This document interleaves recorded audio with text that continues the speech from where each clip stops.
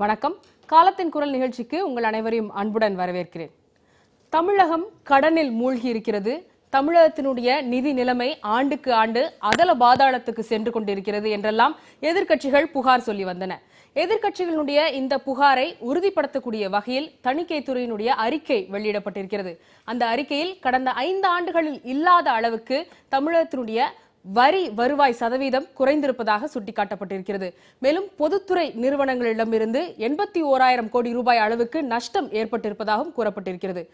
தணிக்கைத்துறை வெளியிட்டிருக்கக்கூடிய இந்த அறிக்கை தமிழகத்துக்கான அபாய சங்கு என்றும் இதனை எச்சரிக்கையாக எடுத்துக்கொள்ள வேண்டும் என்றும் தமிழக காங்கிரஸ் கமிட்டி தலைவர் திருநாவுக்கரசர் தெரிவித்துள்ளார். மேலும் தமிழகத்துக்கான அந்நிய முதலீடு குறைந்துள்ளது என்றும் வேலை வாய்ப்புகள் குறைந்துள்ளது என்னும் செய்திகள் வந்த வண்ணம் இருக்கின்றன. இது குறித்தெல்லாம் தமிழகத்தினுடைய ஆட்சியாளர்கள் என்ன நடவடிக்கை எடுக்கப் போகிறார்கள், அல்லது இருக்கக்கூடிய இந்த எண்ணிக்கைகளை கொண்டு மட்டுமே தமிழகத்தினுடைய நிதி நிலைமை அதள பாதாளத்துக்கு சென்று விட்டது, அபாய கட்டத்தை எட்டிவிட்டது என்று கூறுவது அதீதமான கூற்றா? இது குறித்தெல்லாம் விவாதிப்பதற்காக இன்று நம்மோடு அரங்கில் அதிமுக அம்மா அணியை சேர்ந்த தீரன் அவர்கள், இந்தியன் யூனியன் முஸ்லிம் லீகை சேர்ந்த அபுபக்கர், ஓய்வு பெற்ற IAS அதிகாரி தனவேல் மற்றும் பொருளாதார வல்லுநர் NS வெங்கட்ராமன் அவர்கள் நம்மிடையே இணைந்திருக்கிறார்கள். அனைவருக்கும் வணக்கம். திரு தீரன் அவர்கள், கேள்விகள் உங்கள் முன்னால் தான் நிறைய வைக்கப்படுவதற்கு வாய்ப்புகள் இருக்கு. அந்த தணிக்கைத்துறையினுடைய அறிக்கையை நீங்களும் பார்த்திருப்பீங்க. அதுல முக்கியமா சொல்லக்கூடியது வந்து பொதுத்துறை நிறுவனங்கள் வந்து 81,000 கோடி ரூபாய் அளவுக்கு நஷ்டம் ஏற்பட்டிருக்கிறது. மேலும் தமிழகத்துக்கான இந்த வரி வருவாய் சதவீதம் வந்து 5 ஆண்டுகளில் இல்லாத அளவுக்கு குறைவாக இருக்கிறது என்றும் இன்னும் நிறைய ஸ்டாட்டிஸ்டிக்ஸ் குறிப்பிட்டு வளர்ச்சி விகிதம் குறைவாக இருக்கிறது அப்படின்றத சுட்டி காட்டுறாங்க. இப்போ தமிழகத்தை இந்த நிலையிலிருந்து இதனை மீட்டெடுப்பதற்கு தமிழக அரசு என்ன செய்ய போகிறது, அல்லது இந்த கூற்று மிகைப்படுத்தப்பட்ட கூற்று அப்படின்னு நினைக்கிறீங்களா? பொதுவாக CAG அறிக்கை என்பது இந்தியாவை பொறுத்தவரை எல்லா மாநிலங்களிலும் அவர்கள் தருகின்ற அறிக்கைகளுடைய அடிப்படைகளை நாம் பார்த்தால், ஒரு திட்டம் இப்படி செய்தால் இதனுடைய நன்மை எவ்வளவு, இதையே மாற்றி வேறு விதமாக செய்திருந்தால் மக்களுக்கு கிடைக்கக்கூடிய நன்மை எவ்வளவு, அரசாங்கத்திற்கு ஏற்படக்கூடிய நிதி சுமைகள் எப்படி மாறுபடுகிறது, இப்படியெல்லாம் அவர்கள் பார்த்து தங்களுடைய அறிக்கைகளை அவர்கள் ஒவ்வொரு மாநிலத்திலும் முடிவு செய்கிறார்கள். அந்த அடிப்படையில் பொதுவாக இன்றைக்கு தமிழகத்திலே வந்து கடன் சுமையானது அதிகரித்து விட்டது என்று சாட்டப்படுகின்ற அந்த குற்றச்சாட்டுக்கு அனைத்து இந்திய அண்ணா திராவிட முன்னேற்றக் கழக அரசு மட்டும் பொறுப்பாக முடியாது. ஏன்னா இந்த கடன் திடீர்னு ஒரு 5 ஆண்டுகளில் அம்மா ஆட்சியில் கொண்டு வரப்பட்ட கடன் அல்ல. ஏற்கனவே இருந்த கடன் அப்படியே கொஞ்சம் கொஞ்சமாக அதிகரித்து இன்றைக்கு வந்து அது 4 லட்சம் கோடி மேலே இன்றைக்கு வந்திருக்கிறது. எனவே அது கூட பார்த்தால் நம்முடைய கடன் சுமை, எங்களுடைய மாண்புமிகு நிதியமைச்சர் அண்ணன் ஜெயக்குமார் அவர்கள் வந்து சட்டமன்றத்தில் மிக தெளிவாக எடுத்து சொல்லியிருக்கிறார்கள். எதனால் இந்த கடன் சுமை, எப்படி இந்த பற்றாக்குறை என்பதையெல்லாம் அவர்கள் விவரமாக எடுத்து சொல்லியிருக்கிறார்கள். 13வது நிதிக்குழு ஒவ்வொரு ஆண்டும் ஒவ்வொரு முறையும் வந்து ஒரு நிதிக்குழுவானது பரிந்துரை செய்து அதனுடைய அடிப்படையில் தான் மாநிலங்களுக்கு நிதி ஒதுக்கப்படுகிறது. அந்த அடிப்படையில் 13வது நிதிக்குழு பரிந்துரையை விட 14வது நிதிக்குழு அந்த இதில் வந்து பரிந்துரை, மத்திய அரசாங்கத்தினுடைய நிதி பரிந்துரை என்பது குறைந்து வருகிறது. அதோடு மட்டுமல்லாமல் இன்றைக்கு அந்த கடன் சுமையானது, உதாரணத்திற்காக சொல்லுகிறேன், அதாவது 3% வரையில் மாநில மொத்த உற்பத்தி GDP வளர்ச்சியில் மொத்த உற்பத்தியில் 3% வரையில் மிகாமல் இருக்க வேண்டும் என்பது பொதுவான விதி. இன்றைக்கு தமிழக அரசை பொறுத்தளவிலே அதை பார்த்தால் 2.88% தான் இருக்கிறது என்பதுதான் எங்களுடைய நிதி அமைச்சர் அவர்கள் ஆதாரத்தோடு சட்டமன்றத்திலே புள்ளி விவரங்களை எடுத்து சொல்லியிருக்கிறார்கள். அதில் குறிப்பாக சொல்ல வேண்டும் என்று சொன்னால் 13வது நிதிக்குழு பரிந்துரையை விட 2.98 அந்த சதவிகிதம்தான் நமக்கு நிதி கிடைத்தது. இது நெருக்கடிக்கு முக்கிய காரணம். அதாவது 13க்கும் 14க்கும் வந்து நமக்கு கிடைச்சது வந்து அதிகமான நிதி என்பது 2.98% தான் கூடுதலாக கிடைச்சது. என்ன மத்திய அரசாங்கம் நினைக்கிறது என்று சொன்னால், தமிழகத்தை பொறுத்தவரை எதிர்க்கட்சிகள் என்ன குறை சொன்னாலும் தமிழ்நாடு என்பது ஒரு வளர்ந்த மாநிலமாக கருதப்படுகிறது. அது உண்மையும் கூட. ஏனென்று சொன்னால் இன்றைக்கு மத்திய அரசாங்கத்தினுடைய கல்வி, சுகாதாரம், வேளாண்மை, சிறு குறு தொழில்கள் இப்படி 8 துறைகளில் இந்தியாவிலேயே தமிழ்நாடு அரசு தான் வந்து முன்னிலை வகிக்கிறது என்று சொல்லி 24 அந்த மத்திய அரசாங்கத்தினுடைய விருதுகளில் 8 விருதுகளை மாண்புமிகு அம்மா அவருடைய அரசானது பெற்றிருக்கிறது. ஆக பொதுவாக பார்க்கிற பொழுது தமிழ்நாடு ஒரு வளர்ந்த மாநிலமாக மத்திய அரசாங்கம் கருதுகிற காரணத்தினால நமக்கு தரப்படுகிற நிதியெல்லாம் அவர்கள் ஆண்டுக்காண்டு குறைத்து கொண்டே வருகிறார்கள். போதாக்குறைக்கு உதவி திட்டத்தில் நாம் அம்மா அவர்கள் இப்போ எதிர்கட்சிகள்லாம் சொல்லாங்க, முதல்ல அம்மா இருக்கும்போது இப்போ மத்திய அரசு தமிழகத்துக்கு கொடுக்க வேண்டிய நிதியை ஆண்டுக்காண்டு குறைத்து கொண்டு வருகிறது என்றால் அப்ப அது குறித்து தமிழக அரசு குரல் எழுப்பி இருக்க வேண்டும் இல்லையா? அப்ப நமக்கு போதிய அளவு நிதி இருக்குன்னு சொல்றீங்களா? அப்போ நமக்கு நிதி தட்டுப்பாடு இருக்கு. பிசிக்கல் டெபிசிட் 2012ல இருந்து இப்போ 2016-17 வரைக்கும் பாத்தீங்கன்னா இன்க்ரீஸ் ஆகிட்டே தான் போயிருக்கு. நிலைமைகள் இப்படி இருக்கு அப்படின்னு தெரியும் பொழுது மத்திய அரசு நமக்கான நிதி ஆண்டுக்காண்டு குறைத்து கொண்டு இருக்கு அப்படின்னு போற போக்குல சொல்றது, அதை நியாயப்படுத்துறது எப்படி சரியாக இருக்கு? அப்படி அல்ல. அம்மாவுடைய அரசு அம்மா இருக்கும்போதே மிக தெளிவாக குறிப்பிட்டிருக்கிறார்கள். குறிப்பாக காவல்துறையை நவீனப்படுத்துவது, கல்வித்துறையில் அந்த எஸ்சி எஸ்டி மாணவர்களுக்கான அந்த கல்வி உதவித்தொகை வழங்குவது, இப்படிப்பட்ட துறைகளில் நீங்கள் பார்த்தீங்கன்னா ஏறத்தாழ 16,000 கோடி ரூபாய்க்கு மேலே நமக்கு மத்திய அரசாங்கம் தர வேண்டிய நிலுவைத் தொகைகள் எல்லாம் இருந்து கொண்டு இருக்கிறது. இது அம்மா அவர்கள் இருந்தபொழுது வலியுறுத்தினார்கள், இப்பொழுது ஓபிஎஸ் அவர்கள் இருந்தபொழுது வலியுறுத்தினார்கள், இப்பொழுது அண்ணன் எடப்பாடியார் அவர்கள் முதலமைச்சராக இருக்கிற பொழுது இது வலியுறுத்தி கொண்டுதான் இருக்கிறார்கள். ஆக மாநில அரசை பொறுத்தளவிலே, அதாவது அம்மா அவர்கள் இருந்தபொழுது நீட் திட்டத்தை ஏற்றுக்கொள்ளவில்லை, உதவி திட்டத்தை ஏற்றுக்கொள்ளவில்லை, ஆனால் இப்பொழுது உணவு பாதுகாப்பு மசோதாவை ஏற்றுக்கொள்ளவில்லை, இப்பொழுது இருக்கிற அரசு மத்திய அரசாங்கத்திற்கு பயந்து ஏற்றுக்கொண்டு விட்டார்கள். இப்படியெல்லாம் வியாக்கியானங்கள் செய்து கொண்டிருக்கிறார்கள் எதிர்க்கட்சிகள். ஆனால் உண்மை நிலவரம் என்ன? எதற்காக உதவி திட்டத்தில் நாம் சேரவில்லை? ஏறத்தாழ 20,000 கோடி ரூபாய்க்கு மேலே அந்த உதவி திட்டத்தில் சேர்றதுனால நமக்கு கடன் சுமை அதிகரிக்குது. அதுவும் நம்மளுடைய நிதி பற்றாக்குறை அதிகரிப்பதற்கு அது ஒரு காரணம். உதவி திட்டத்தில் சேர்றதன் மூலமாக நமக்கு அந்த 20,000 கோடி நமக்கு கூடுதல் செலவாகிறது. ஆக இதனால் தான் மாநில அரசாங்கமானது 3 மாதத்திற்கு ஒரு முறை மின் கட்டணத்தை நீங்கள் அதிகரிக்க வேண்டும் அல்லது மாற்றியமைக்க வேண்டும், இந்த உதவி திட்டத்தில் நீங்கள் சேர வேண்டும் என்று சொன்ன பொழுதெல்லாம் மாநில மக்களை பாதிக்காத அளவிற்கு இருந்தால் இதை நாங்கள் ஏற்றுக்கொள்வோம், அதற்காக இந்தந்த ஆலோசனைகளை எல்லாம் ஏற்றுக்கொள்ளுங்கள் என்று மாநில அரசு அம்மா அரசானது சொன்னது. அதிலே சிலவற்றை அவர்கள் ஏற்றுக்கொண்டதற்கு பின்னாலே தான் அந்த உதவி திட்டம் போன்றவற்றிலே நாம் ஒப்புதல் கொடுத்திருக்கிறோம். ஆனால் நிறைய கேள்விகள் இருக்கு, சில மாற்று கருத்துகளும் கேட்டுட்டு வர. ஏன்னா சிஏஜி ரிப்போர்ட்ல கூட மின்துறையில இருக்கக்கூடிய நஷ்டம் தான் பெரிய நஷ்டங்கள்ல ஒண்ணு அப்படின்னு சொல்லியிருக்காங்க. திரு அபுபக்கர் அவர்கள், இதுக்கு அதிமுக அரசு மட்டும் காரணம் கிடையாது, இது இதுக்கு முந்தைய இருந்த ஆட்சிகளும் இதற்கு காரணம். சட்டமன்றத்தில் என்ன விவாதம் நடக்குது அதே தான் இங்க அண்ணன் சொல்றாங்க. எதை சொன்னாலும் உங்கள் ஆட்சியில் அப்படி இருந்தது, உங்கள் ஆட்சியில் அப்படி இருந்ததுன்னு சொல்லிட்டு போயிடுறது. இப்போ இன்றைக்கு உள்ள சிஏஜி ரிப்போர்ட்டில் தெளிவாக சொல்லியிருக்காங்க, 2011-12 வருவாய் இழப்புங்கிறது 21.39, வருவாய் வரவுங்கிறது 21.39%. இன்றைக்கி எத்தனை வருவாய் வரவு நம்மளுக்கு? 5.38 தான். அவங்க திமுக ஆட்சியை விட்டுட்டு போகும்போது 2011. அப்போ நம்மளுக்கு வருவாய் வரவுங்கிறது 21.39% அன்றைக்கி இருந்தது வருவாய் வரவு. இன்றைக்கி எவ்வளோ குறைஞ்சிருக்குது? குறைஞ்சி இன்றைக்கி வெறும் 5.38 தான் இன்றைக்கி வருவாய் வரவு. இதுக்கான காரணங்களை அவங்க தொடர்ந்து சொல்லியிருக்காங்க. என்னென்ன வருவாய் வரவு ஏன் இவ்வளோ குறைஞ்சிருக்குங்கிறதுக்கு அவங்க லிஸ்ட் அவுட் பண்ணியிருக்காங்க சிஏஜியில். அதுக்கு பல்வேறு காரணங்கள் சொல்கிறாங்க. சொத்து வரி இப்போ ரிஜிஸ்ட்ரேஷனே நடக்கலை. இப்போ இந்த கோர்ட்டினுடைய ஆர்டர் டைரக்ஷன் கொடுத்தும் கூட இந்த அரசாங்கம் முடிவு எடுக்கிறதுல காலதாமதப்படுத்துறதுனால இப்போ தான் ரிஜிஸ்ட்ரேஷன் ஆகிட்டு இருக்குது பல நிலங்கள்லாம். அதே மாதிரி உங்களுக்கு இந்த மானியங்கள் இருக்குதா இல்லையா, அதுலேயும் பல குளறுபடிகள் இருக்குது. அதே மாதிரி அவங்க லிஸ்ட் அவுட் பண்ணி சொல்லும்போது சிஏஜி ரிப்போர்ட்டில் பல்வேறு காரணங்கள் சொல்கிறாங்க. மின்வாரியம் சம்பந்தமாக சட்டமன்றத்தில் பல நிலைகளில் பேசியிருக்கிறோம்.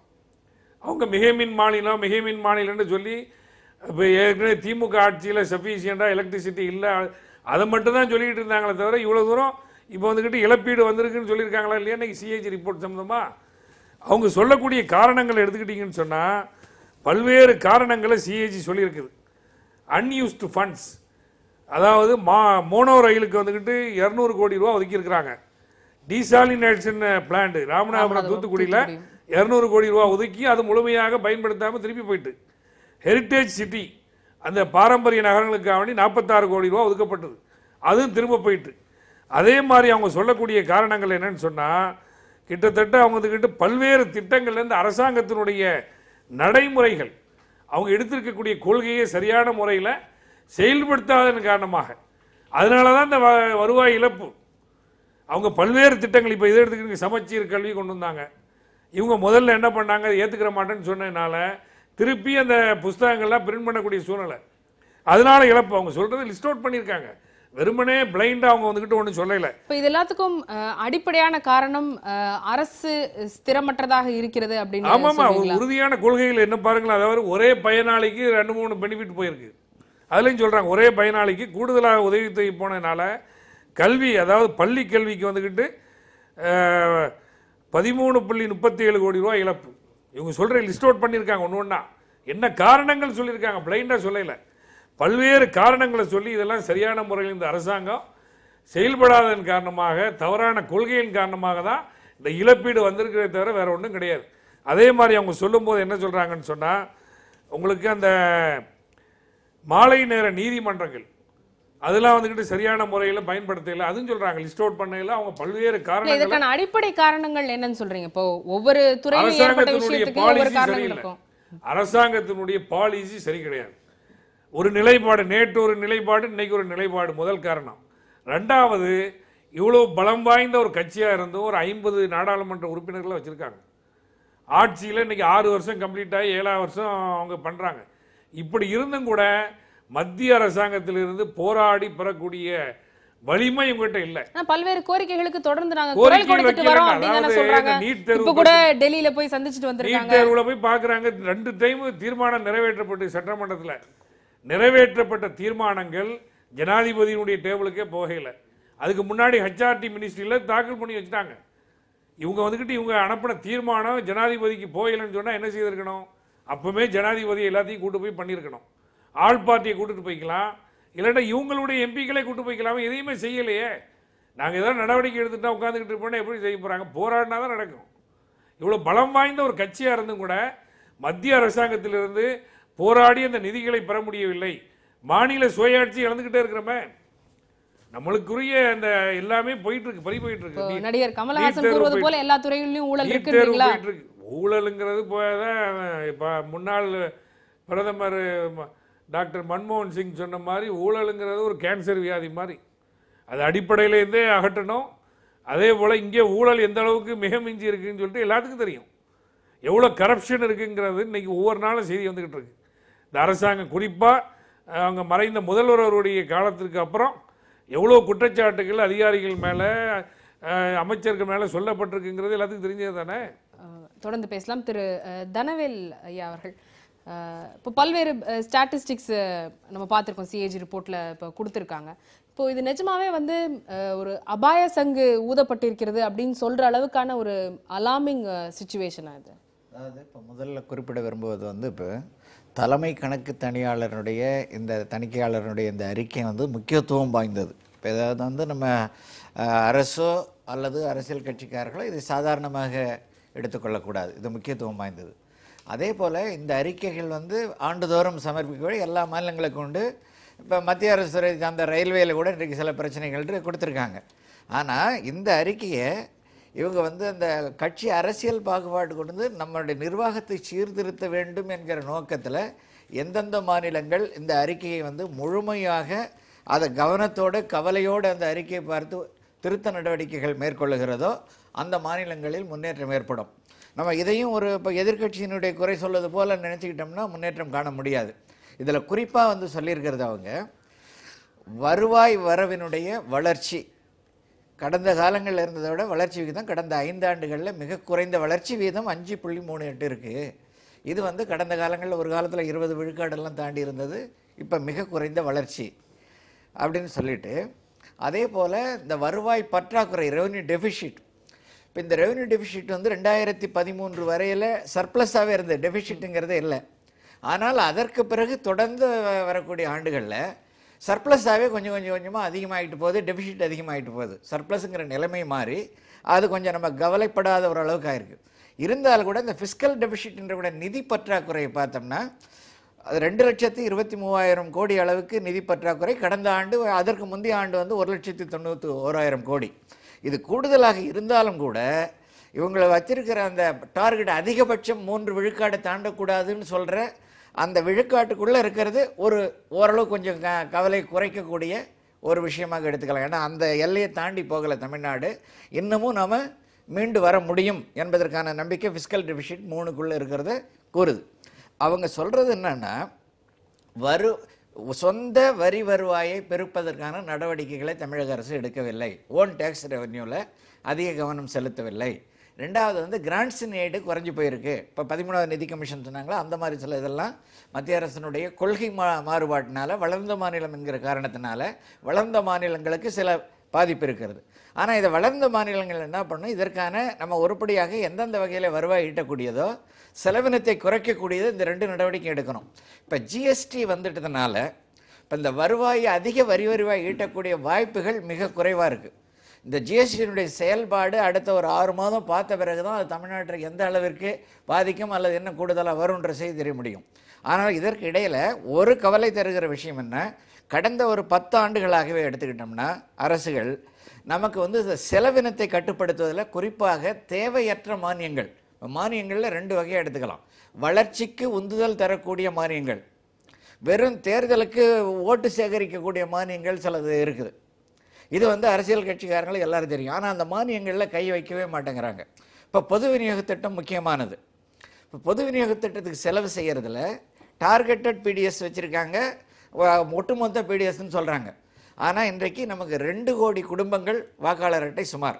இந்த 2 கோடியில் 1,99,99 லட்சம் அளவிற்கு நம்ம பிடிஎஸ் சலுகை விலையில் கொடுக்குறோம். ஆனால் தமிழக அரசு பட்ஜெட்டில் அறிவித்த வறுமை கோட்டிற்கு கீழே இருக்கிற தொகை 10%. தமிழ்நாடு வளர்ந்த மாநிலம், வளர்ந்துக்கிட்டே இருக்குது. வறுமை கோட்டிற்கு கீழே இருப்பவர்கள் தமிழ்நாட்டில் 10% குறைந்து கொண்டிருக்கிறது. சட்டமன்றத்திலே அறிவிக்கப்பட்ட அரசு ஒப்புக்கொண்டது. அப்போ 10% மக்கள் மட்டுமே ஏழையாக இருக்கக்கூடிய ஒரு மாநிலத்தில், ஏற்கனவே வருவாய் பற்றாக்குறை உள்ள நேரத்தில் நம்ம வந்து இந்த 100 விழுக்காடு செய்கிறது இது ஒரு உதாரணம். இரண்டாவது, மக்களுடைய அடிப்படை தேவைக்காக மானியம், இது ஒரு யூனிவர்சல் ஸ்கீமா வெச்சுக்கிறதுல அதுல அவ்வளவு செலவாயிடும் சொல்ல முடியும். உதாரணத்துக்கு தான் நான் சொன்னேன். இந்த இதுல டார்கெட்டட் பிடிஎஸ் மின்துறையில தனியார் கிட்ட இருந்து கொள்முதல் செஞ்சதுல 11 கோடி ரூபாய் இழப்பு ஏற்பட்டிருக்கின்றாங்க. டெண்டரை சரியா பார்க்காம இன்கரெக்ட் ரிஜெக்ஷன் மூலமாக இழப்புகள் ஏற்பட்டிருக்குன்னு சொல்றாங்க.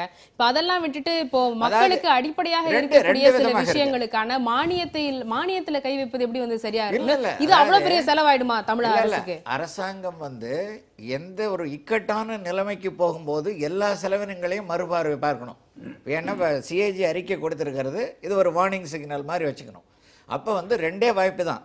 ஒன்று வந்து நம்முடைய செலவினங்களை கட்டுப்படுத்த வேண்டும். தேவையற்ற செலவினங்கள் எது என்று அடையாளம் கொண்டு கட்டுப்படுத்தணும். இதுக்கு முன்னாடி அரசியல் காரணங்கள் இருக்குங்களா? அரசியல் காரணம் நம்ம அதை பார்க்கக்கூடாது. இது வந்து ஒரு பியூர் ஃபினான்ஷியல் எக்ஸசைஸாக எடுத்துக்கிறது நல்லது. அரசியல் காரணங்கள் சில இருந்தாலும் இதில் வந்து நம்ம சிஏஜி ரிப்போர்ட்டை அரசியல் காரணங்கள் வந்து அவ்வளோ எளிமையாக தள்ளிவிட முடியாது.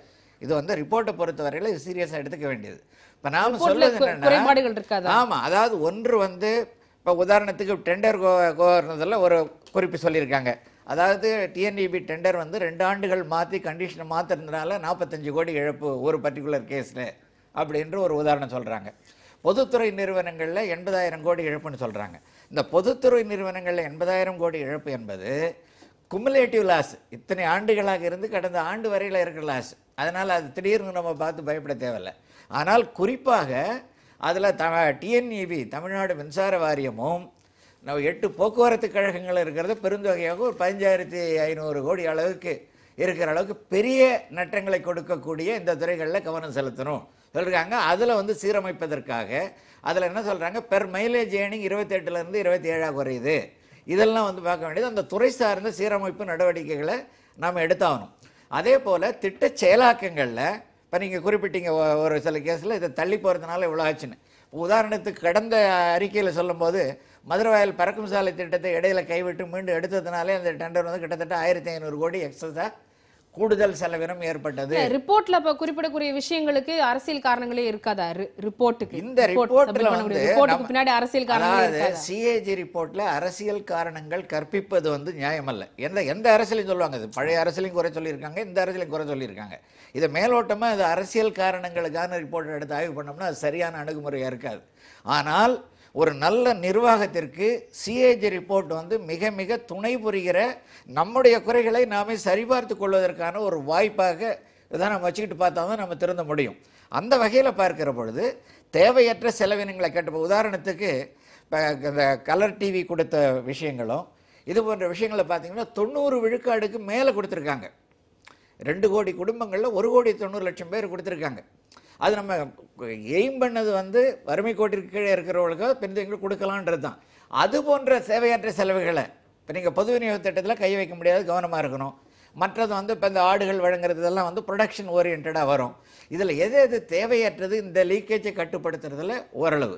இரண்டாவது, திட்ட செயலாக்கத்தில் காலதாமதத்தின் காரணமாக பெருந்திட்டங்களில் நம்ம திட்டத்தை செயல்படுத்துறதுக்கும் அறிவிப்பதற்கும் உள்ள தாமதத்தினால காஸ்ட் எஸ்கலேஷன், ரிவெஸ்ட் காஸ்ட் வர்றது, அது ஒரு பெரிய செலவு.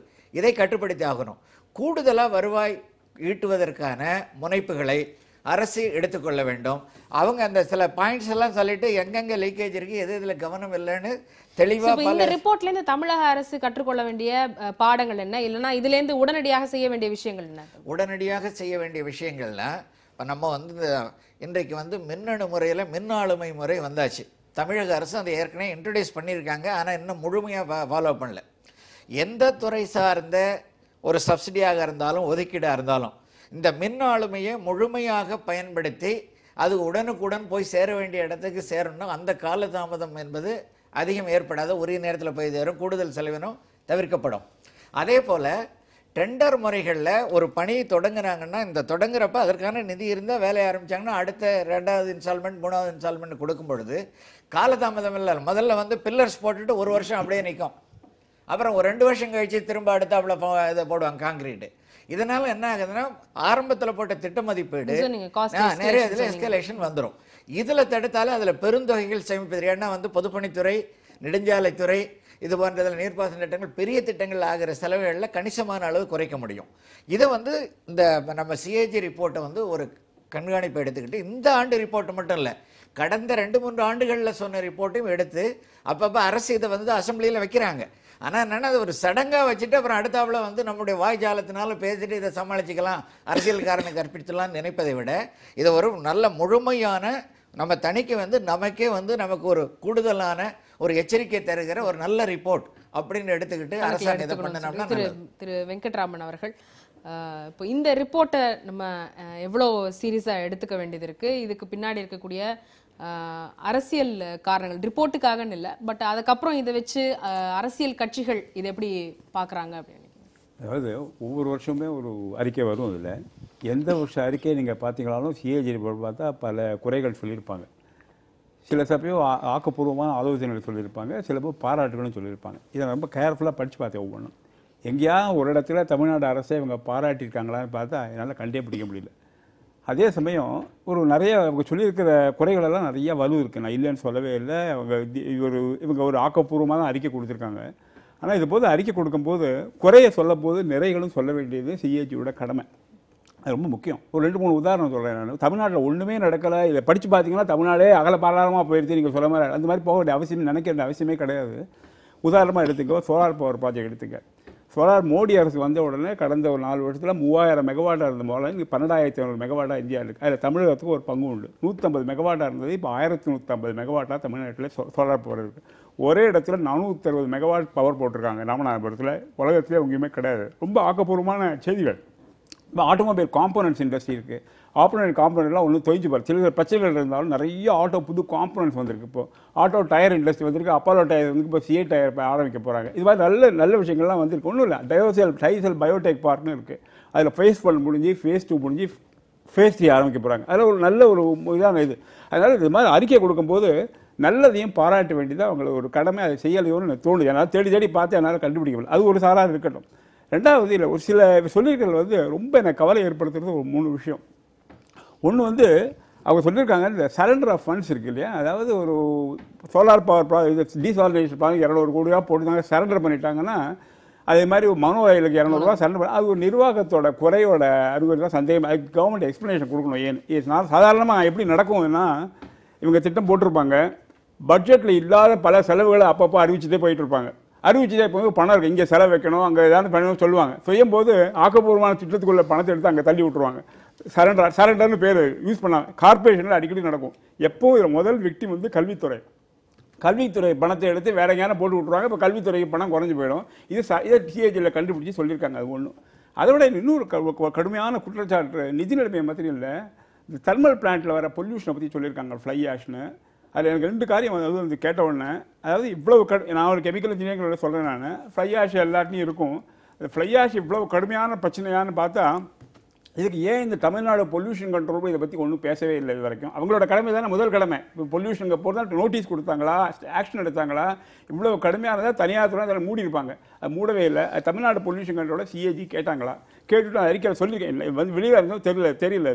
ரெண்டாவது இதெல்லாம் நடக்க வேண்டிய அவசியமே கிடையாது. ஃப்ளை ஆஷ்ங்கிறது வந்து இப்போ புது அணுகுமுறைகள் இருக்குது. எல்லா தெர்மல் ஸ்டேஷன்லையும் ஃப்ளை ஆஷ் வரும். புதுசாக என்ன பண்ணுறாங்க, நிறைய நிறுவனங்கள் என்ன பண்ணிட்டு இருக்காங்க, கட்டடம் கட்டும்போது ஒரு டன் சிமெண்ட் போடும்போது 150-200 கிலோகிராம் ஃப்ளை ஆஷ் சேர்க்கலாம். அது சேர்க்கும்போது ஃப்ளை ஆஷ் ஒரு எக்கச்சக்கமாக உபயோகம் கூடிடும். நிறைய பேர் கிராசிமெண்ட் அல்ட்ராடெக்கெல்லாம் பண்ண ஆரம்பிச்சிட்டாங்க. அதெல்லாம் இவங்க ஏன் செய்யலைன்னு தெரியல. அது வந்து அமைச்சர்களை குற்றம் சொல்ல மாட்டேன், அங்கே அதிகாரிகளும் ஒருத்தர் இருப்பாங்க, ஐஏஎஸ் ஆஃபீஸரும் அவங்கெல்லாம் பார்க்க எல்லாம் திருப்பி அமைச்சர்கள் தான் பண்ணுறவங்க. இவங்கெல்லாம் எதுக்காக இருக்காங்க, அந்த ஏன் சொல்ல கேட்கணும். அதாவது சிஏஜி வந்து எல்லாம் கேட்டாங்களா அவங்கள்ட்ட, அது எனக்கு தெரியல. மூணாவது இன்னும் ரொம்ப கவலைப்படுறது, இந்த பப்ளிக் செக்டார் அண்டர்ல 68 பிஎஸ்யூ இருக்குல்ல, 21 பிஎஸ்யூ நஷ்டம்னு சொல்லியிருக்காங்க. அது உண்மை. ரொம்ப மோசமான நிலைமை இருக்கும். தமிழ்நாடு எக்ஸ்ப்ளோசிவ்னு ஒரு கம்பெனி இருக்குது அரக்கோணத்துக்கிட்ட, அதில் 6 மாதமாக சம்பளமே கொடுக்கல. சம்பளமே அப்படியே ஒரே எஜுகேஷன் நடந்துகிட்டு இருக்கு. அந்த மாதிரி கடுமையான நிலைமை. மெயின் இதில் லாஸ் இங்கே வந்துருக்குது டான்ஜென்ட்கோலையும் டிரான்ஸ்போர்ட் கார்பரேஷன்லையும். இது வந்து என்ன இதில் வருஷம் பேசிகிட்டு இருக்கோம், டிரான்ஸ்போர்ட் கார்பரேஷன் டான்ஜென்ட்கோ நஷ்டம்னு. டான்ஜென்ட்கோல பிரச்சனை நிறையா உதயெல்லாம் இருக்குது. உதயெல்லாம் இப்போ வந்திருக்கு. ஏன்னா இது அறிக்கை வந்து 2015-16 உதய திட்டம்லாம் அப்போ அஃபெக்டே ஆகலை. உதய திட்டத்தை சொல்லவே முடியாது. இதில் டிரான்ஸ்போர்ட் கார்பரேஷன் இவ்வளோ மோசமான நிலைமை இருக்குன்னா அதுக்கு தான் ஆக்கப்பூர்வமாக செய்யணும். அரசாங்கம் என்னால் நிர்வகிக்க முடியலை, இல்லை நஷ்டத்தை என்னால் தாங்கிக்க முடியலை. பப்ளிக் செக்டார் நஷ்டம் ஏற்பட்டால் யாருக்கு போகிறது, மக்களுக்கு போகிறது. மக்களுக்கு போது சரி பிரைவேடைஸ் பண்ணுறது தான் ஆரம்பிக்கணும். ஒரு திட்டமும் அறிவிக்கலை. இது எப்படி சரிப்படுத்துறாங்க ஒருத்தருமே தெரியாது. ஆனால் பல்வேறு துறைகளில் தமிழ்நாடு வளர்ந்த மாநிலமாக இருக்கு. இல்லை சொல்லவே இல்லை, அது தவறு இல்லை. அதுதான் நானே முன்னாடி சொன்னேன், சோலார் பவர் ப்ராஜெக்ட்லாம் சொன்னேன் நான். அதாவது உடனே தமிழ்நாடு எல்லாம் போயிடுத்து முழுகி போயிடுத்து பாதாளம்னு சொன்னீங்க இல்லையா, சொன்னதுனால தான் எனக்கு தகால ஸ்ட்ரைக். அவ்வளோ மோசமான நிலைமை இல்லையே. இதுக்காக இப்படி சொல்லணும். நிதி நிலைமை மோசமாக இருக்குது. நிதி நிலைமைக்கு பலவிதமான காரணங்கள் இருக்குது. நிர்வாக குறைபாடு ஒரு காரணங்கிறது உண்மை. நிதி நிலைமை இன்றைக்கி வரல, நேற்றுக்கு வரல, பல வருஷம் வந்து கியூமுலேட்டிவ் அரியர்ஸ். இப்போ பப்ளிக் செக்டார் அரியர் 81 கூட ஐயா சொன்ன மாதிரி உடனே வரல. It has all come over a period of time. டான்ஜென்ட்கோ loss over a period of time. இது எப்படி சரிப்படுத்தணும்னு நீங்கள் கேள்வி கேட்டீங்க. அதுதான் ரொம்ப முக்கியம். அதாவது இந்த அறிக்கையை படிச்சுட்டு சாதாரண இந்த அறிக்கையை வந்து முந்தியெல்லாம் ரொம்ப சீரியஸாக எடுத்துப்பாங்க. இப்போ அதெல்லாம் எடுத்துக்கிறது இல்லை. இந்த அரசியல்வாதிகள், உயர் ஐஏஎஸ் அதிகாரிகள்லாம் அப்படி தான் சொல்லிட்டு போட்டு சார், அரசியல்வாதிகள் கவலைப்படாத காரணம் என்ன, பாமர மக்கள் பெருவாரியான இதெல்லாம் ஒன்றும் புரியாது, நம்ம வாக்கு வங்கி ஒன்றும் அஃபெக்ட் ஆகாது. அதுதான் ஒரு பொறுப்பு இல்லாத நிலைமை. சீரியஸாக எடுத்துகிட்டு பேசணும். அசம்பிளியில் டிஸ்கஸ் பண்ணாங்கன்னு தெரியல, டிஸ்கஸ் பண்ணணும். அதாவது நீங்கள் ரொம்ப பாராட்டணும் உங்களை, இதை கொண்டுருக்கீங்க டிஸ்கஷனுக்கு. It's very very important. இதில் வந்து முதலமைச்சர் மந்திரிகள்லாம் கூப்பிட்டு சிஏஜி டீமே கூப்பிடணும். முந்தியெல்லாம் பண்ணியிருக்காங்க. காமராஜ் பீரியடில் அது மாதிரி பண்ணியிருக்காங்க. போய் ஏன் இப்படி சொன்னீங்க, என்ன பண்ணுறீங்க, இன்றைக்கி ஆலோசனை என்னன்னு கேட்கணும். சொல்லி மக்களுக்கு ஒரு அறிக்கை விடணும். இதை நாங்கள் இந்த அறிக்கை வந்திருக்குன்னு சொல்லணும். அதெல்லாம் சொல்லாமல் சைலண்ட்டாக இருக்கும்போது இந்த மாதிரி விவாதத்துக்கு அவசியம் வந்துடுறது. அந்த அளவில் அரசு குறைபாடு தான் எனக்கு தோணுது. நம்ம தொடர்ந்து பேசலாம். இருவருக்குமே பல கேள்விகள் இருக்கிறது. இந்த ரிப்போர்ட்டை சீரியஸாக எடுத்துக்கிறது இல்லை அரசியல் கட்சிகள் அப்படின்னு. நிர்வாக குறைபாடு இந்த ஆட்சியில் மட்டும் கிடையாது, பல ஆண்டு காலமாகவே அக்யூமுலேட் ஆனதான் அதற்கு காரணம் அப்படின்னு சொல்லப்படுகிறது.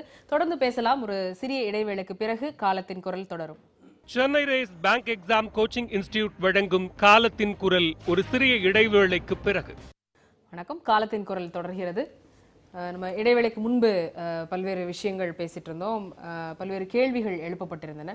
இப்போது தமிழக அரசில் தமிழகத்தில் நிலவக்கூடிய ஒரு அரசியல் ஸ்திரமற்ற நிலைமை, குறிப்பாக தமிழக அரசு ஸ்திரமற்று இருப்பதாக ஆளுங்கட்சியாக இருக்கக்கூடிய அதிமுக பல்வேறு அணிகளாக பிரிந்திருப்பது இத்தகைய இழப்புகளுக்கு, அதாவது பொருளாதார ரீதியாக வளர்ச்சி குறைந்து வருகிறது அப்படின்னு நமக்கு பல்வேறு ஸ்டாட்டிஸ்டிக்ஸ் சுட்டி காட்டுகின்றன. இதற்கெல்லாம் காரணமாக இந்த பொலிட்டிக்கல் இன்ஸ்டெபிலிட்டி இருக்கிறதா?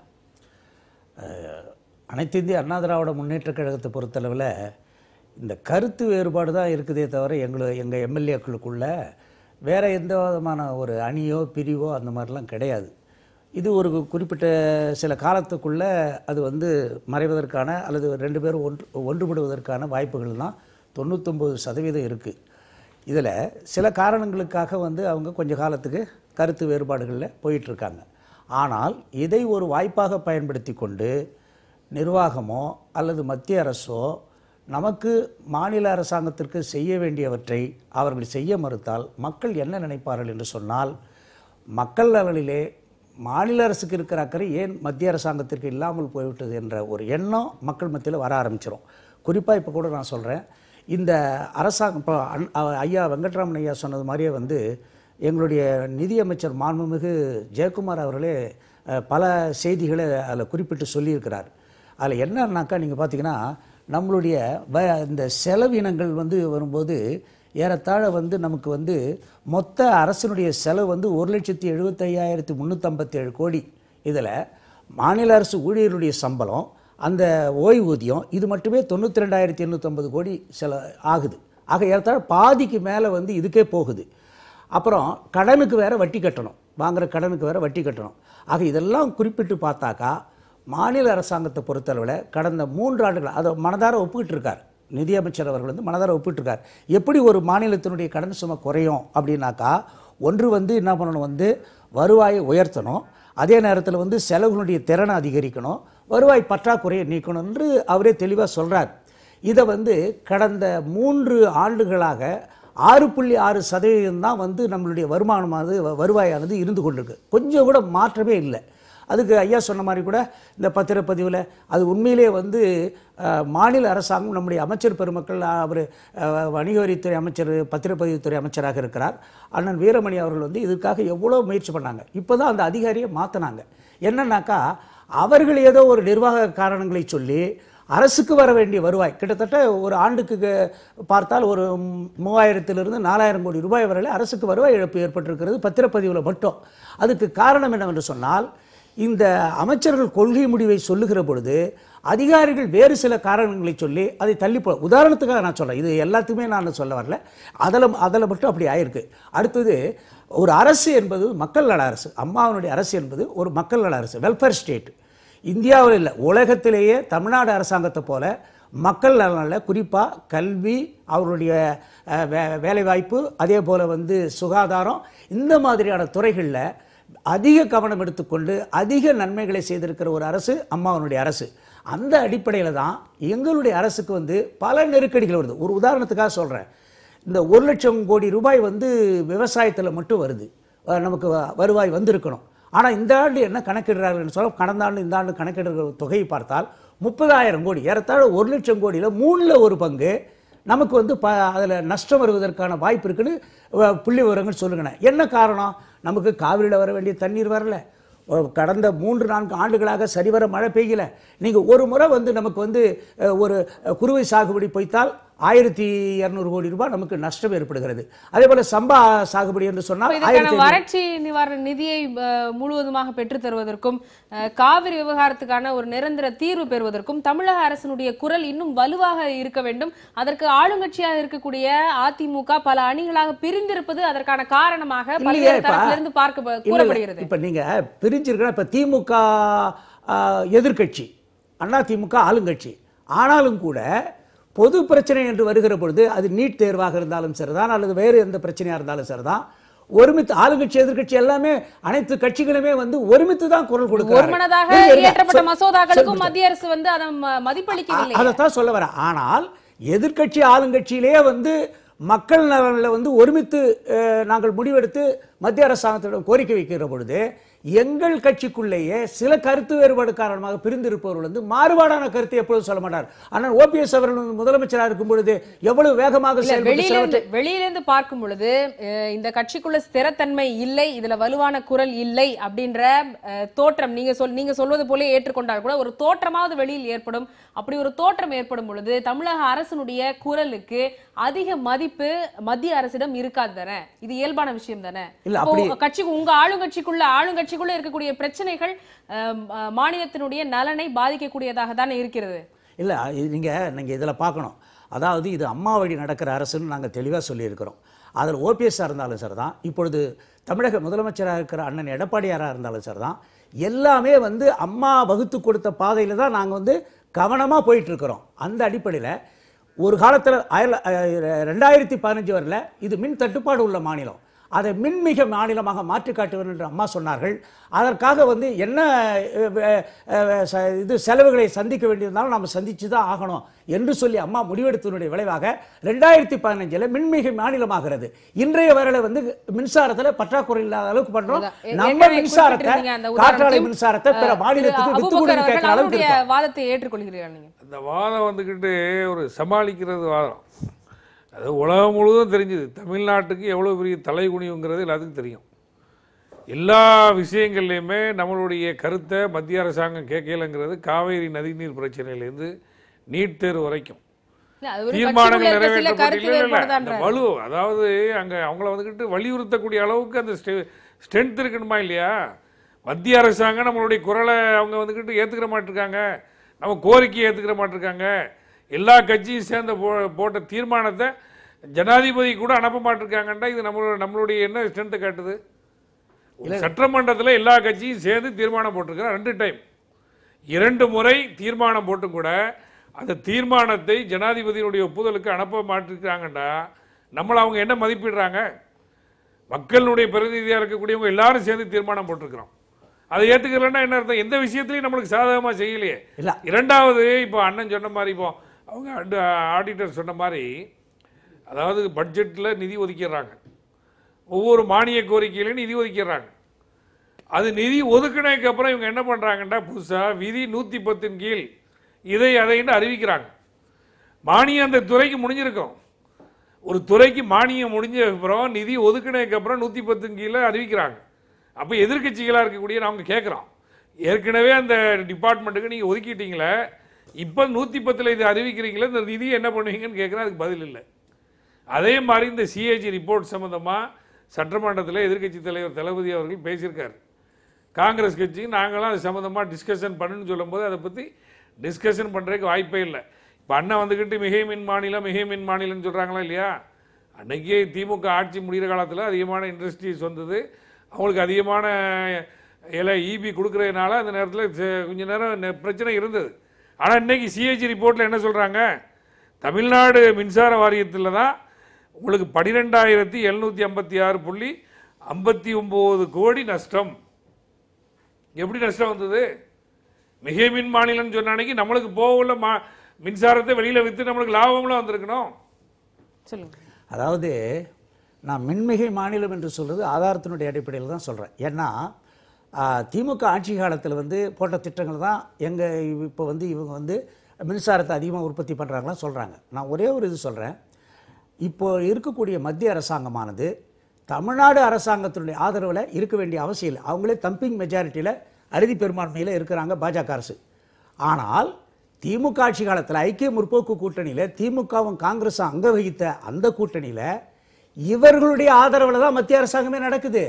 அப்படி இருந்தும் கூட காவிரி மேலாண்மை வாரியம் அமைக்கிறதுக்கு எந்த முயற்சி எடுக்கல, அது அரசிதழை வெளியிடுறது கூட முயற்சி எடுக்கல. இந்த மின்சாரத்துக்கு ஒரு வழித்தடம் இல்ல பசுமை நம்மளுடைய உணர்வுக்கு மதிப்பளிக்கணுமா இல்லையா? மத்திய அரசாங்கங்கிறது என்னது? எல்லா மாநிலத்தினுடைய உணர்வுகளுக்கு மதிப்பளிக்கணுமா இல்லையா? இப்ப நான் ஒரே எத்தனை இண்டஸ்ட்ரீஸ் கொண்டு வந்திருக்காங்கன்னு கேளுங்க. ஒரு சிலவற்றை நான் சொல்றேன். யூபிஏ கவர்மெண்ட் இருக்கும்போது எத்தனை திட்டங்களை கொண்டு வந்திருக்காங்க, எத்தனை தொழிற்சாலைகள் வந்திருக்கு. இவங்க 50 எம்பிக்களை வச்சு இந்த 6 வருஷத்துல எத்தனை இண்டஸ்ட்ரீஸ் கொண்டு வந்திருக்காங்க? சரி, அவர் சொல்லி எத்தனை இண்டஸ்ட்ரீஸ் இந்த தமிழ்நாட்டை விட்டு வெளியே போயிருக்கு? அதுக்கு என்ன காரணம்? இல்ல இப்ப நான் ஒண்ணே ஒண்ணு என்ன காரணம் சொல்லிருக்காங்க? ஊழல் அதிகமா இருக்கிறது தானே காரணம். அதெல்லாம் ஒண்ணு இல்ல. அதிமுக ஆட்சியில அதிகமா கைவிட்டு கேக்குறாங்க. அவங்க ஒப்பந்தம் பண்றதுல சிக்கல் இருக்கு, அதானே அவங்களே சொல்லிருக்காங்களே. அதாவது இல்லன்னு மறக்க முடியுமா? மறுபடியும் சொல்றேன், யூபிஏ ஆட்சியில திமுக அங்கம் வைக்கும் போது என்னென்ன செய்திருக்குங்கிற பத்தி பட்டியல் சொன்னா அது பெரிய பட்டியல். இன்னைக்கு உள்ளது நம்மளுடைய மாநில சுயாட்சி, நம்மளுடைய உரிமைகள் மறுக்கப்படுகின்றது. நம்ம உரிமையை ஸ்திரமாக மத்திய அரசாங்கத்திலிருந்து பெறக்கூடிய இடத்தில் அதிமுக இல்லை என்கிறது எங்களுடைய குற்றச்சாட்டு. அதாவது அதுக்கு பதில் சொல்லட்டும். மாநில சுயாட்சின்னு பேசுனது வந்து எந்த கட்சி வந்து அதை மாறுதட்டி பேசினாங்களோ, அது இவர் சிலம்பு செல்வர் மாப்போசினுடைய கொள்கையை அண்ணா சுவீகரித்து கொண்டு மத்தியில் கூட்டாட்சி மாநிலத்தில் சுயாட்சி என்ற கருத்தை வலியுறுத்தினார். அதில் 1974 கல்வி என்பது மாநில பட்டியலிருந்து பொதுப்பட்டியலுக்கு கன்கரன்ஸ் லிஸ்ட்டில் போகுது. அப்போ விட்டு கொடுத்தது யாரு? அன்றைக்கு ஆட்சியில் இருந்த திமுக. மாநில சுயாட்சி பற்றி பேசுகிற திமுக. ஆனால் அம்மா அவர்கள் வந்து மாநில மக்களுடைய உரிமைகள் எதில் வந்து சென்ட்ரல் கவர்மெண்ட் பாதிப்பை ஏற்படுத்தினாலும் சரி, கடுமையான தன்னுடைய எதிர்ப்பை காட்டியிருக்கிறாங்க. அது ஈழ பிரச்சனை ஆனாலும் சரிதான், காவிரி நீர் பிரச்சனை ஆனாலும் சரிதான், எல்லாத்திலுமே நீங்க வந்து தொழிற்சாலை எல்லாம் வெளிநாட்டுக்கு போகுது, வெளி மாநிலத்துக்கு போகுதுன்னு சொல்றாங்க. எந்த தொழிற்சாலையும் வெளி மாநிலத்துக்கு போகல. இவங்க சொல்றது திருப்பி சொல்றது என்ன சொல்லுவாங்கனாக்கா வந்து ஒரு நிறுவனம் வந்து அதனுடைய அது வந்து எங்களுடைய தொழில்துறை அமைச்சரான MC சம்பத் அவர்களே தெளிவாக சொல்லியிருக்கிறாங்க. திமுக ஆட்சி காலத்தில் வெறும் 14,000 கோடி ரூபாய் தான் வந்து அந்நிய முதலீடு வந்தது. ஆனால் அம்மாவுடைய அரசு 5 ஆண்டுகளில் வந்து கிட்டத்தட்ட 68,000 கோடி ரூபாய்க்கு அந்த அந்நிய முதலீடு ஈர்த்திருக்கிறாங்க.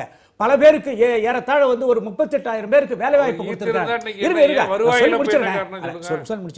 அதனால அம்மாவுடைய அரசை பொறுத்த சரி, நான் ஒரே ஒரு கேள்வி கேட்கிறேன். பண்டாரு தத்தாத்திரேயா வந்து சென்ட்ரல்ல வந்து அந்த தொழில்துறை அமைச்சராக இருக்கிறவர், அவர் தெளிவா சொன்னார், 3 ஆண்டுகளாக சிறு குறு நடுத்தர தொழில், உங்களுக்கு வந்து பெரிய இண்டஸ்ட்ரினால நிறைய பேருக்கு வேலை வாய்ப்பு கிடைக்காது. உலக முதலீட்டாளர்கள் மாநாடு நடத்தினதுக்கு அப்புறம் தமிழ்நாட்டுக்கு வந்திருக்கக்கூடிய முதலீடுகள் எவ்வளவு? இப்போ இந்த முறை 2016ஆம் ஆண்டு இந்தியாவுக்கு வந்த மொத்த அந்நிய முதலீட்டில் தமிழகத்துக்கு வந்தது வெறும் 2.9% தான். இது 13.1%லிருந்து 2.9%மாக குறைந்திருக்கிறது அப்படின்ற விமர்சனம் இருக்கிறது. இது குறித்த வெள்ளை அறிக்கை வெளியிட வேண்டும் என்று அன்புமணி ராமதாஸ் கோரிக்கை வச்சிருக்காங்க. அவர் உட்பட பல எதிர்க்கட்சிகள் கோரிக்கை வச்சிருக்காங்க. சட்டமன்றத்தில் அண்ணன் மாதிரி இருக்கிறவங்க கேட்ட கேள்விக்கு தொழில்துறை அமைச்சர் அங்கேயே சொல்லியிருக்கிறாங்க. அதாவது வந்து ஒப்பந்தம் வந்து அம்மா அவர்கள் வந்து சர்வதேச முதலீட்டாளர்கள் மாநாடு போட்டு எத்தனை ஆண்டுகளாவது? ஒரு 2-3 ஆண்டுகள் தான் ஆகிறது. ஒரு இந்த மாதிரியான மாநாடுகளின் மூலமாக வரக்கூடிய நிதி என்பது நீங்க குஜராத் எடுத்துக்கிட்டா கூட வந்து அவங்க எதிர்பார்க்கிற நிதியில ஒரு 5-6% தான் எட்டி இருப்பார்கள். ஆனா நம்ம மாநிலத்தை பொறுத்தளவுல இங்க இருக்கக்கூடிய பல்வேறு சூழ்நிலைகள், அரசியல் சூழ்நிலைகள்ல அம்மா சொல்றேன், அம்மா அவர்கள் வந்து அதிகபட்சமாக அந்நிய முதலீட்டை ஈர்த்திருக்கிறார்கள். 2 ஆண்டுக்கு ஒரு முறை வந்து அடுத்த இந்த வருஷம் இறுதியில இல்லைன்னா அடுத்த ஆண்டு முதல் கட்டத்தில் வந்து இது வரைக்கும் மாநாடு எத்தனை பேருக்கு வேலை கிடைச்சிருக்கு, அதன் மூலமாக எவ்வளவு முதலீடு வந்திருக்கு, எத்தனை பேருக்கு வேலை கிடைச்சிருக்கு சொல்லுங்க. எனக்கு சொல்ற மாதிரிங்க 14,000 கோடி தான் திமுக ஆட்சி காலத்தில் அந்நிய முதலீடு. இன்றைக்கு 68,000 கோடி வந்து முதலீடு இருக்கப்பட்டிருக்கிறது. 37 பேர் வெள்ளரிக்கை கொடுங்க. சட்டமன்றத்தில் அடுத்த மாநாடு நடத்த போறீங்களா இல்லையா? சட்டமன்றத்தில் கொடுக்கிற அறிக்கை வந்து வெள்ளை அறிக்கை சட்டமன்றத்தில் போலியான புள்ளி விவரம். சட்டமன்றத்தில் வெள்ளை அறிக்கை கொடுக்கிறோம். அவங்க கேட்டுக்கிட்டே இருக்க தொடர்ந்து இந்த 110 விதியின் கீழ் அறிவிக்கப்பட்ட திட்டங்கள் எத்தனை நிறைவேற்றிருக்கிறீர்கள், என்ன நிலையில் இருப்பதை பற்றி நீங்க வெள்ளை அறிக்கை கொடுங்கன்னு சொன்னோம். வெள்ளை அறிக்கை கொடுத்துட்டா எல்லாம் டிரான்ஸ்பரண்ட் ஆயிருமா இல்லையா? என்னென்ன அறிவிச்சாங்க, என்ன செயல்பட்டு இருக்குன்னு தெரிஞ்சிருக்கும். அதே மாதிரி பொருளாதாரம், அந்த உலக பொருளாதாரம் அந்த மாநாட்டில் அறிவிக்கப்பட்ட விஷயங்கள்ல எவ்வளவு பயனடைஞ்சிருக்காங்க, எவ்வளவு நம்மளுக்கு வருவாய் வந்திருக்குது, எத்தனை பேருக்கு வேலை கொடுத்துருக்காங்க எல்லாம் சொல்லட்டுமே. ஏன் சொல்ல மாட்டேங்க? அதை ஏன் சொல்ல மாட்டிருக்காங்க? நான் என்ன சொல்றேன்டா, அவங்க கோரிக்கை, நாங்க சொல்லக்கூடிய கோரிக்கை நான் என்ன அவங்களுக்கு தெரிஞ்சா செய்யலாமே. குற்றம் உள்ளணிஞ்சு குறுகுறுக்குங்கிற மாதிரி ஏன் அதை சொல்ல மாட்டிருக்காங்க தெளிவா? அதை அறிவிக்க சொல்லுங்க சார். சரி, இப்ப செய்யுங்க. நீங்க அடுத்த மாநாடு நடத்த போறீங்களா இல்லையா? அவ்வளவு பெரிய இத்தனை கம்பெனிகள் வந்தது, இவ்வளவு பேர் செலவு பண்ணியிருக்கிறீங்க. அப்போ போன மாநாட்டுக்கு அப்புறம் எத்தனை கம்பெனி சைன் பண்ணாங்களோ, எவ்வளவு வேலை வாய்ப்பு கொடுத்துருக்காங்க, அந்நிய முதலீடு நம்மளுக்கு எவ்வளவு வந்திருக்குங்கிற தெளிவா நீங்க வெள்ளை அறிக்கை கொடுங்க. மறுபடியும் நாங்க பேசவே மாட்டோமே. இப்போ வந்து அந்த விவரம் வந்து சட்டமன்ற உறுப்பினராக இருக்கிற தொழில்துறை அமைச்சர் சொன்னார்.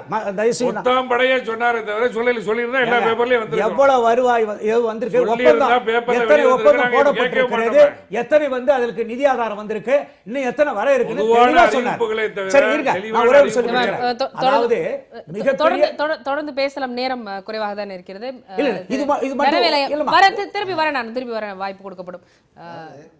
சிஏஜி சொல்லியிருக்கிற சில குறைபாடுகளை நிவர்த்தி செய்வதற்கு இது ஒரு நல்ல வாய்ப்பாடுது. முதல்ல இந்த முதலீட்டாளர்களை ஈர்ப்பதற்கு கடந்த ஆண்டு வரையில் தமிழகத்தை பொறுத்த வரையில் பல்வேறு நடவடிக்கைகள் எடுக்கப்பட்டிருந்தாலும் கூட அண்டை மாநிலங்களை ஒப்பிடுகிற பொழுது முதலீட்டாளர்களை நாம் ஈர்ப்பதற்கு பதிலாக முதலீட்டாளர்கள் தயங்குகிற நிலை இருந்தது என்பதை ஒப்புக்கொண்டு தான் ஆக வேண்டும்.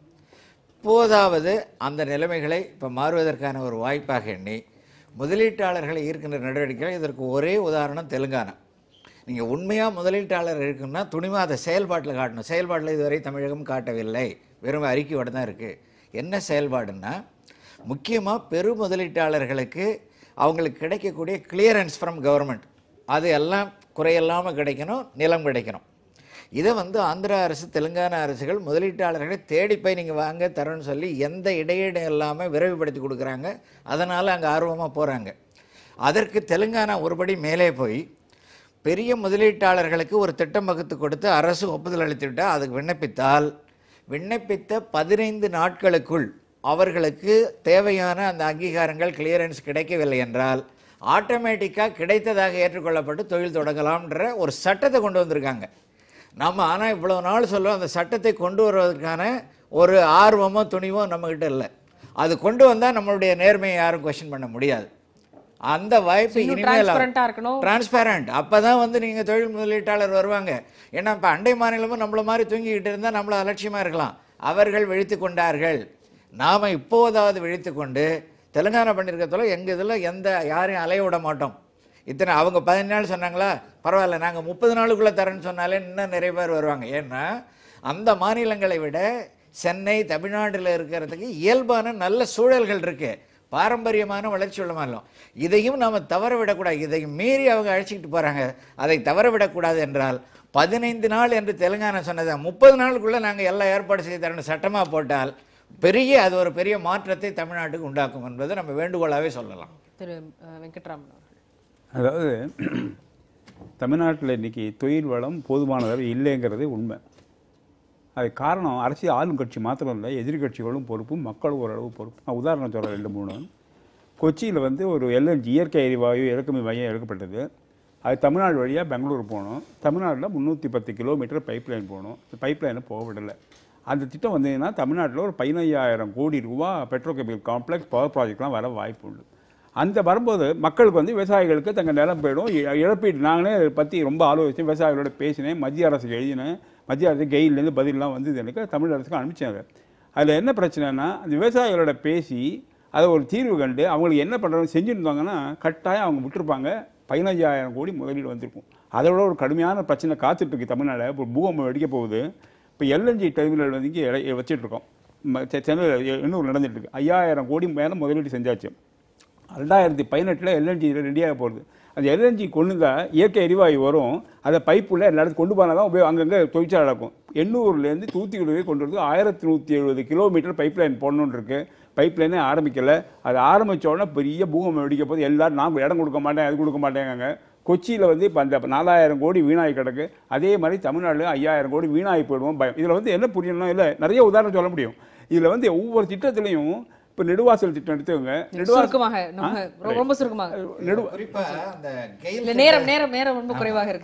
நெடுவாசல் திட்டம் எடுத்துக்கங்க. நானே உங்கள் புதிய மக்களை வந்து விளக்கினேன். அதில் வந்து இத்தனை போராட்டம் பண்ணுறதுக்கு அதில் நியாயம் இல்லை. மக்களுக்கு எடுத்து கொடுக்கணும். அதில் வந்து ஒரு கம்யூனிகேஷன் கேப் இருக்குது. நான் மக்களை குறை சொல்லலை. மத்திய அரசு, மாநில அரசு எல்லாம் சேர்ந்து அவங்களோட பேசி ஆக்கப்பூர்வமாக விளக்கினா மக்கள் சொல்லுவாங்க. அதனால தான் இந்த பிரச்சனைலாம் வருது. ஆளுங்கட்சி மாத்திரம் குறை சொல்ல வேண்டிய அவசியம் இல்லைங்கிறேன் நான். உங்களுடைய இறுதி கருத்துக்கள்? இறுதி கருத்தாக தான் இப்போ வந்துக்கிட்டு CAG ரிப்போர்ட்டுங்கிறத ஒரு ஸ்டடி பண்ணி தரவாக அதை நம்ம லிசன் பண்ணாதான் இந்த இழப்பீட்டிலேருந்து நம்ம மீட்க முடியும். இதையும் எப்பவும் பாதி நம்ம பேசுகிறேன்னு வைக்கலாம், ஒன்றும் செய்ய போகிறதில்ல. இதனுடைய காரண காரியங்களை ஆராய்ந்து அடுத்த வருஷனாச்சும் நம்மளுடைய அந்த மீட்கக்கூடிய பணிகளில் இந்த அரசாங்கம் கவனமாக செய்தால்தான் தமிழ்நாட்டுக்கு நல்லது. அதே போல் மத்திய அரசாங்கத்தில் வலிமையாக போராடி நம்ம உரிமைகளை பெறணும். அதுதான் மக்களுடைய எதிர்பார்ப்பாக இருக்குது. ஓகே, மாண்புமிகு அம்மா வழி நடக்கின்ற அண்ணன் எடப்பாடியார் முதலமைச்சராக இருந்து செயல்படக்கூடிய இந்த அரசானது இந்த 4 ஆண்டுகளில் இப்பொழுதே நீங்கள் பார்த்தால் இந்த மணல் வந்து ஒரு யூனிட் 520 ரூபாய்க்கு கொடுக்குறாங்க. இந்த பொது கல்வியில் வந்து பொது தேர்வுகள் வந்து 10, 11, 12 கொண்டு வந்துக்கிறாங்க. இதெல்லாம் கல்வியில் ஒரு பெரிய புரட்சி. புதிய பாடத்திட்டங்களை உருவாக்குறாங்க. சர்வதேச அளவுக்கு இடையான பாடத்திட்டத்தை இப்படி ஒவ்வொரு துறையிலையும் மாண்புமிகு அண்ணன் எடப்பாடியார் அவர்களுடைய முதலமைச்சராக கொண்டு இருக்கிற அரசானது வந்து தாய் 8 அடி பாய்ஞ்சா குட்டி 16 அடி பாய்ஞ்சு சிறப்பாக செய்யக்கூடிய அளவுக்கு அண்ணன் எடப்பாடியாருடைய அரசு நிச்சயமாக இந்த தமிழக மக்களுடைய நலனை காப்பாற்றும். உங்களுடைய இறுதி கருத்து சுருக்கமாக? நான் என்னுடைய கருத்து என்னன்னா, இப்போ இந்த CAG ரிப்போர்ட் அடிப்படையில் இன்னும் கூட தாமதமாகிவிடவில்லை. இப்போவாது நம்ம வந்து சுயதம்பட்டம் அடிப்பதை விட்டு இந்த குறைகளை சரி செய்து கொண்டு நிர்வாக சீர்திருத்தங்கள் செய்ய வேண்டிய அவசியம் இருக்கிறது. அதை பாசிட்டிவ் ஆக்ஷன், அஃபர்மேட்டிவ் ஆக்ஷன் என்று சொல்லக்கூடிய புதிய நடவடிக்கைகளை விரைவாக எடுத்தால் தமிழகம் இன்னும் மேலான நிலைக்கு போவதற்கான வாய்ப்புகள் அதிகம். நன்றி. நிகழ்ச்சி அரங்குக்கு வந்து உங்களுடைய மேலான கருத்துக்களை பகிர்ந்து கொண்டதுக்காக மிக்க நன்றி. காலத்தின் குரல் திக்கெட்டும் பரவட்டும்.